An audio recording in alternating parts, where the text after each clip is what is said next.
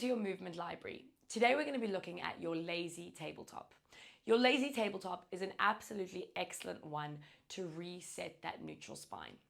It's a great one to be used as a warm-up or even as a cool down, just to make sure any movement you've done, any strain or strange rotations or big explosive stuff comes all the way back to a safe neutral. The body is a muscle that remembers and falls into patterns, so it's really important that we continuously show it where to go. This is an absolutely fantastic one for anyone with lower back pain, hip pain, someone who's trying to reset their posture, someone who's trying to work on their core.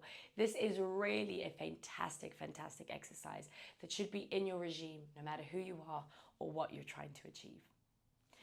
So we start lying on our backs, and as the name suggests, this is a lazy tabletop. And why do I call it that? Because I want you to exert as little effort as possible, as little strain as possible throughout this exercise. Now you're welcome to have your hands at your sides. I'm going to put my hands behind my head.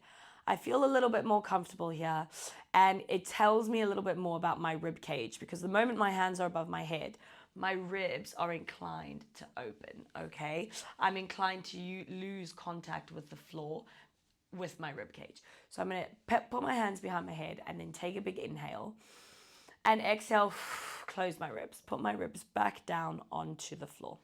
From there, I'm going to lift my leg up, and it's called lazy tabletop because the knee is going to come closer to the chest and the lower leg is going to be totally relaxed. So I'm not placed in my tabletop. I'm totally relaxed. Big inhale here. Exhale, close the ribs as I bring the second leg up.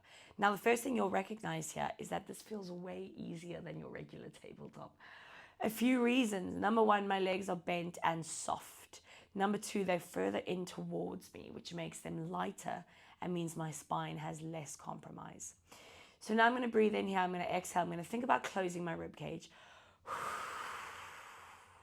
I'm going to hold onto that closed rib cage feeling as I tap one leg down at a time.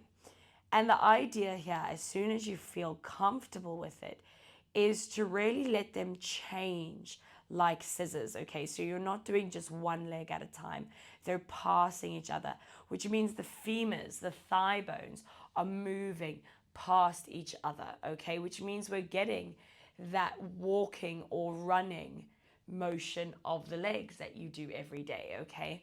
But now, because there's not too much strain on it, although my abdominals are working to keep my pelvis nice and stable, nothing should be straining. With every exhale, I'm just thinking about my ribs closing and closing and closing. And my goal from here would be to speed it up a little bit. And I still want stillness in my ribs and pelvis, okay? So it's kind of like I'm standing up and running high knees and just making sure my spine is unaffected by it. Strong, long exhales help in this motion. And I want to do this for about 20 to 30 seconds.